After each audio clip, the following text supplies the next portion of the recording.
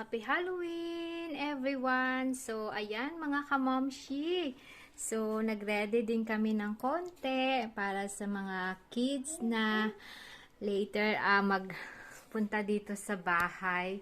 So, ayan din yung aming konting-konting pang-happy sa mga kids, mga kamomshi. So, ayan lang mga kamomshi para later, happy din yung aking bonakid mga kamomshi kasi later magala-gala din kami saglit kahit medyo malamig. So, ma-enjoy naman ang aking bonakid yung Halloween party dito mga kamomshi. So, ayan lang. Enjoy later tayo mga kamomshi.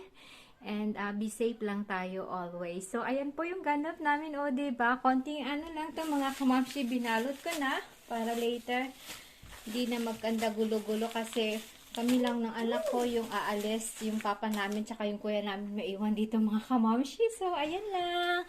Thank you everyone and happy Halloween po. Tol, mama girl. Oeh, das mag sa Happy Halloween! Tol, mama girl. Oeh, Happy Halloween!